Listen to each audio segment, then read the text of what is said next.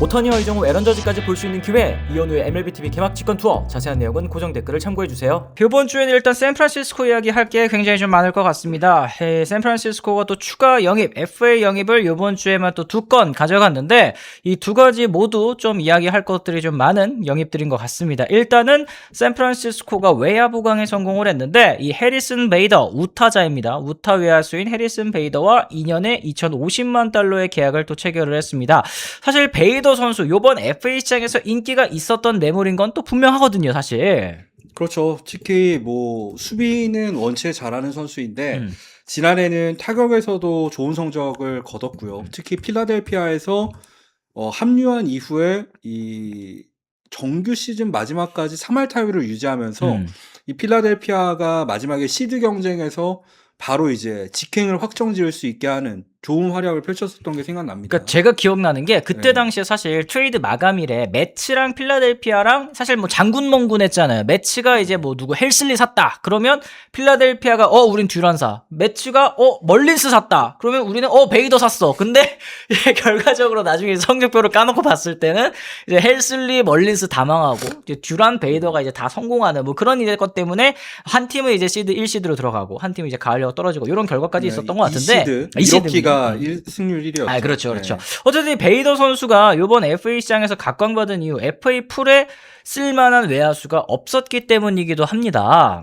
뭐 사실은 있기는 했죠. 뭐 카일 터커가 대표적이라고 할 수 있겠는데 별로 없었죠. 네, 이번 야수 FA 시장의 뎁스 자체가 굉장히 옅었었고 그렇기 때문에 터커, 벨린저 이런 선수들이 뭐 비싼 계약을 하지 않을까 예상을 하기도 했었는데 그 다음 매물이 사실상 베이더였잖아요. 그런 걸 치면은 가격 차이가 꽤 납니다. 그렇죠. 네. 2,050만 달러면 연평균 금액으로 했을 때는 이제 1,000만 달러를 또 간신히 넘는. 근데 요즘에 이제 선수들 몸값 생각했을 때는 이제 1,000만 달러라는 금액 굉장히 좀 저렴하게 느껴질 수밖에 없는 것 같습니다. 근데 이제 해리슨 베이더 이 샌프란시스코 영입한 이유가 또 분명히 있을 것 같기는 해요. 뭐 일단 지난해 샌프란시스코의 야수진에 있어서 가장 큰 문제점 중에 하나는 외야 수비였죠. 수비. 네, 뭐 이정우 선수의 수비 지표도 수비 지표지만 이 엘리온 라모스의 지표도 굉장히 안 좋게 나왔었고 사실 야스트렘스키 같은 경우에도 뭐 중간에 나가긴 했지만 수비 지표가 그렇게까지 좋은 편은 아니었잖아요. 그러다 보니까 샌프란시스코의 투수들이 좀 고생을 좀 많이 했어요. 그래서 외야 수비 보강에 필요성이 있었던 거는 분명한 사실이고 이런 외야 수비를 떠나서 외야 한 자리를 어쨌든 야즈가 나간 공백을 메워야 되는 상황에서 그렇죠. 뭐 사실은 터커는 너무 비싸고 벨린저는 사실은 좌타자이기도 하고 오라클 파크랑 좀 안 맞는 부분이 있었고 그랬을 때 좀 고민이 많았을 것 같은데 어쨌든 그 다음 티어인 베이더를 영입한 거는 샌프란시스코한테 확실한 전력의 플러스가 된 것 같긴 합니다. 그렇죠. 그러니까 베이더 선수가 물론 이제 저희가 아까 뭐 이 Q&A 때도 말씀을 드렸습니다만 이 포지 사장이 기대 성적을 잘 안 보는 것 같다. 그랬을 때 베이더의 이 베이스볼 서번트에서 볼 수 있는 그 기대 가중 출루율 같은 경우에는 10%습니다. 이 실제 성적과 결의가 굉장히 있는 그렇기 때문에 플루크일 가능성이 굉장히 높다라고 이제 평가받을 수 있겠지만 어쨌든 타격은 기복이 있어도 수비에는 기복이 없는 게 베이더 선수의 또 스타일이기 때문에 거기에다가 이제 중견수까지도 볼 수 있고 이 중견수까지도 볼 수 있는 외야 자원 사실 우익수 자원 중에서 타격 능력이 괜찮은 선수가 있었으면은 뭐 그 선수들에게 접근했을 수도 있겠지만 사실 매물 자체가 좀 그렇게 많지 않았던 게 베이더를 선택하는데 또 결정적인 원인이 아니었나라는 생각도 또 들게 되는 것 같습니다. 그랬을 때 이제 베이더를 영입하면서 샌프란시스코에 생긴 또 하나의 변화는 기존 중견수였던 이정우 선수가 우익수로 이동을 할 게 유력한 상황에서 그렇죠. 그리고 실제로 이제 미나시안 단장도 이제 이야기를 했어요. 공식화를 했어요. 네, 공식화를 하면서 이제 이정우 선수가 이제 변화한 포지션을 받아들였다라는 얘기를 하게 됐죠. 그랬을 때 이정우 선수가 코너로 이동을 하게 됐을 때는 결국에는 이제 타격에서 그러니까 센터라인 야수랑 코너 야수의 차이점이라고 한다면 결국에는 얼만큼 타격 생산성을 더 가져가 줄 수 있느냐가 될 텐데 이정우 선수한테는 이제는 숙제가 생긴 거라고 봐도 되겠죠. 그렇습니다. 네. 중견수 수비에서의 그 부담을 조금 내려놓는 대신에 어쨌든 타격 측면에서 더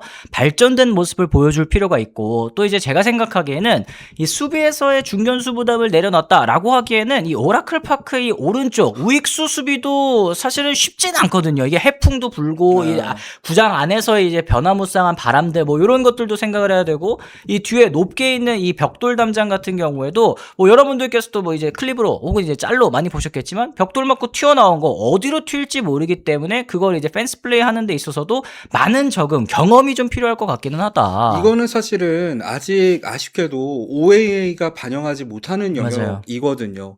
이 펜스의 독특한 구조, 뭐 해풍 이런 거는 일반적인 구장에서의 수비와는 많이 다르다는 거. 그러니까 사실은 뭐 수비 범위라던가 어깨 그런 게 아니라 이제 난이도가 좀 생겼다는 게 문제인 건데 뭐 높은 담장이야 사실은 대신에 이제 홈플레이트까지 거리가 짧으니까 수비 범위 자체는 그 펜스 쪽에서는 짧아질 수가 있는데 그러니까 수비 범위가 넓게 필요한 포지션은 아닌데 문제는 옆에가 깊게 파여 있다는 게 그렇죠. 문제죠. 트리플스 엘리. 예, 트리플스 엘리라고 불리는 그 깊숙하게 파여 있는 쪽에 타구가 갈 경우에는 우익수도 사실은 이동 범위가 굉장히 넓어야 되는 포지션이기도 하고 가장 문제는 역시 해풍입니다. 이게 중견수 위치에서도 사실 해풍 때문에 많은 문제를 겪었었지만 이게 오라클 파크의 우측 담장은 정말 넘어서면 바로 있는 데가 메코비만이거든요. 그렇죠. 바다가 있는 데이기 때문에 바람이 정말 많이 붑니다. 그래서 타구가 흔들리면서 떨어지는 거를 제가 가서 봤어요. 예. 그게 좀 적응이 힘들 수도 있습니다. 야, 이게 육군과 공군이 다 좀, 이 육군도 방비가 좀 힘들고, 공군도 방비가 좀 아, 이게 쉽지 않아 보이긴 땀- 하네요. 아, 이게 야, 땅으로 굴러도 그지? 땅으로 굴러도 이거 걱정이고 이거 뜬공이 떠도 걱정이고 참 이게 구장을 왜 이렇게 만들었나 싶을 정도로 골치가 좀 아픈 그런 상황이기는 한 것 같습니다. 어쨌든 이정우 선수가 이 지금 사실 이렇게 되면서 중견수에서 완벽히 밀려난 것이냐 이렇게 또 궁금해하시는 분들도 계실 것 같은데 요즘 세상에 사실은 중견수 풀타임으로 본다라는 게 체력적으로 좀 너무 힘든 일이고 또 그랬을 땐 베이더가 휴식일을 가지는 날에는 이정우 선수도 종종 이제 중견수로 나설 기회가 있을 거는 같다. 뭐 많지는 않더라도. 뭐 또 한 가지 얘기해야 될 거는 사실은 안 아팠으면 좋겠어요. 안 아팠으면 좋겠는데 베이더가 이 시즌당 출전 경기 수를 보면 알 수 있듯이 잔부상이 좀 있습니다. 맞아요. 그래서 이제 이정우 선수가 베이더가 부상 중일 때에는 중견수를 소화해야 되는 그런 부분적인 기간들이 생길 수도 있다는 거는 염두에 둬야겠죠. 그렇습니다. 예. 어쨌든 이정우 선수에게는 뭐 첫 시즌에는 또 불의의 부상이 있었고 두 번째 시즌은 중견수에 또 이제 적응을 하나 싶었더니 뭐 좀 어려움이 있었지만 세 번째 시즌에는 또 다시 이제 우익수에서 또 새롭게 또 도전을 해야 되는 그런 상황이 됐습니다. 어쨌든 이 수비적인 측면에서의 보완을 본인이 또 준비했다고 이제 얘기를 한 만큼 이 부분을 좀 어떻게 적응하는지를 봐야 될 것 같은데 아까 현철 씨가 이제 육군도 문제고 이제 공군도 문제다 이런 얘기를 하신 게 샌프란시스코가 또 오늘 계약 하나 발표로 또 추가를 했습니다. 이 아라에즈 선수와 1년 1,200만 달러의 계약을 했는데 이 아라에즈 선수 여러분들께서 아시다시피 3년 연속 타격왕입니다. 양대리그 타격왕이기도 하고요.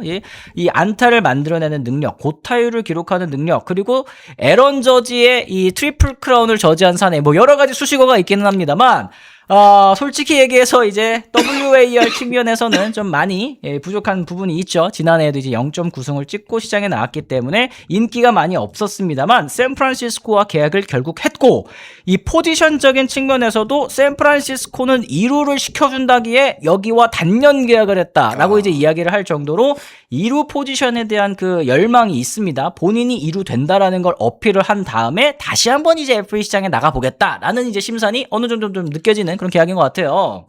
그렇죠. 그랬을 때 계약 금액도 1,200만 달러. 꽤 큽니다. 그러니까 아라이즈의 이런 WAR, 그러니까 공수주를 종합한 이 승리 기여도에 비해서 그래도 꽤 많은 돈을 안겨준 샌프란시스코거든요. 그 말은 바꿔 말하면 버스터 포지 사장이 좋아하는 유형의 선수다라고도 말씀을 드릴 수 있겠죠. 어쨌든 이제 인플레이로 좀 뭔가 일을 내보겠다는 생각인 것 같기도 하고 자꾸 웃어요. 네. 와, 수비가 빨갛고 파란 어떤 분단 현상을 볼 것 같아요. 이 이 투수의 플레이트를 기준으로, 투수의 네. 투구판을 기준으로, 이 좌측에는 이 수비 수비가 다른 데 빨간, 있어. 수비가 아주 베이스볼 서번트에서 빨간, 이 매체프먼과 이게 아다메스. 아다메스가 싹 잡아가지고 네. 던지면 이게 더블 플레이는 RIG가 받아주는 것이고 1루에 던지면은 데버스가 받아주는 것인데 야 이거 재밌을 것 같아요. 아, 이게, 그리고, 이제 사실은, 이게, 어디는 수비를 잘하고, 어디는 수비를 못하고, 사실 이게 좌익수 포지션도 라모스는 수비를 못하지만, 베이더는 또 수비를 잘하고, 뭐 이런 여러 가지 생각을 했을 땐, 어디서 플러스가 되면 또 어디서 꼭 까먹는 게 또 생기는 것 같기도 하고. 포지 단장님께서 이 우타자들이 당기에 치는 비율이 높아지는 걸 반영한 네. 최신 트렌드에 맞춘. 아니, 그래서 나는 그 생각이 드는 거야. 이거 좌타자로 이거 만약에 도배를 해버리면, 이거, 로고 내본 이거 어떻게 하라고 이러는 건가. 그랬을 때 사실 아라에즈의 수비를 좀 일단 공격 부분은 나중에 짚고 네. 수비를 얘기했을 때 아이고. 베이스볼 서번트 기준으로 했을 때 이 아라에즈의 이 런밸류 그러니까 OAA를 기반으로 한 실점 억제력을 생각해 보면 통산 마이너스 44점입니다.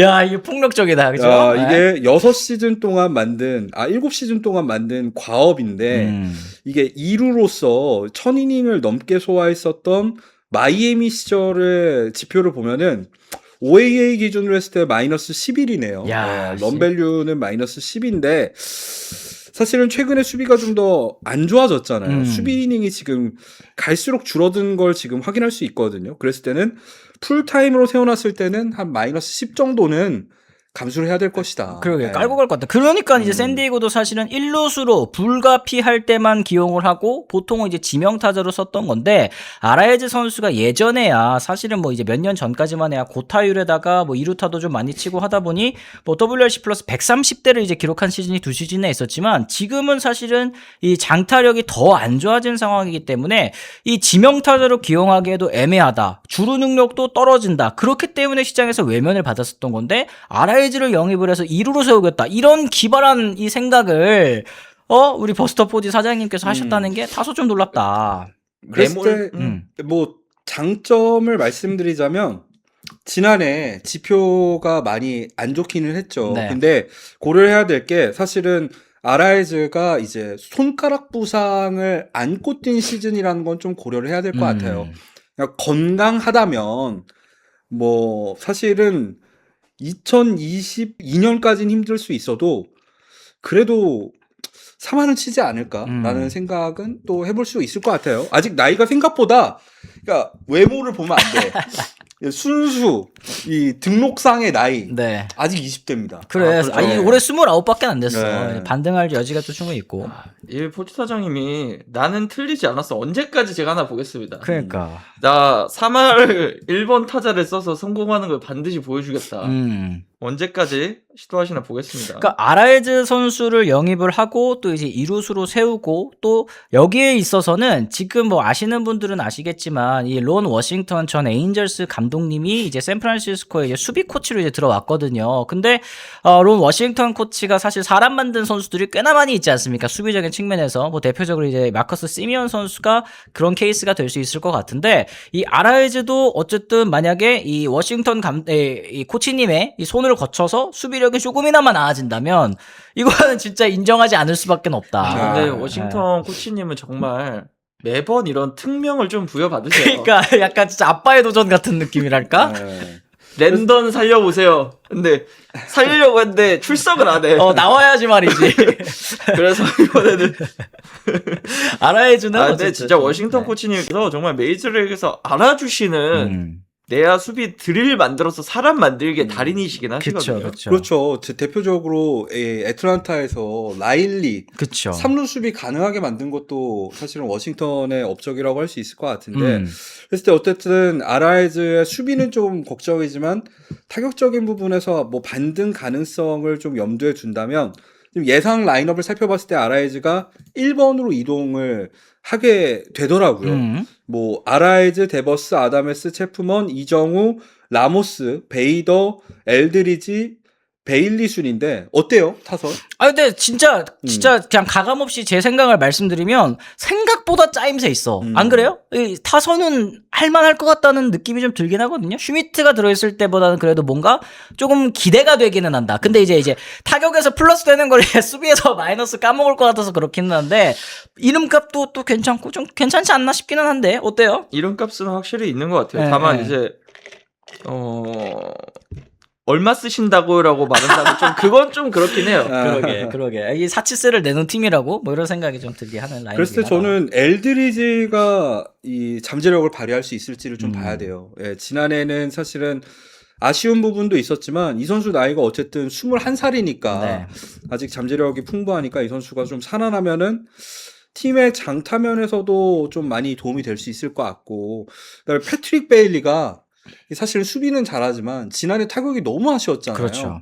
베일리도 좀 반등할 필요가 있어 보이기도 하고. 그렇습니다. 네. 뭐 나름 타선이 짜임새는 있어 보이지만 뭐 쓴 돈에 비해서는 좀 효과가 없어 보이긴 한다. 요게 이제 현철 씨 의견이신 것 같습니다. 어쨌든 2026년 샌프란시스코 과연 이제 포지 사장의 이 야심찬 영입들 어떻게 흘러갈지는 또 시즌을 통해서 우리가 한번 살펴보도록 하겠습니다. 아까 말씀드렸던 것처럼 저희 이제 이 팟캐스트 같은 경우에는 이 본편 같은 경우에는 또 이제 풀 버전은 역시 멤버십 회원 여러분들을 대상으로만 저희가 공개를 해드리고 있습니다. Q&A도 역시 마찬가지인데요. 무편집본으로 빨리 올라가는 것도 확인하시고 싶으신 분들께서는 저희 멤버십 가입도 적극적으로 한번 고려해 주시길 부탁드리고요. 저희 항상 구독해 주시는 멤버십 회원 여러분들께는 또 깊은 감사의 말씀을 전해드리도록 하겠습니다. 저희는 또 한 주 잘 보내고 다음 주에 또 다시 돌아오도록 하겠습니다. 지금까지 시청해 주신 분들 모두 감사합니다. 고맙습니다. 감사합니다. 안녕.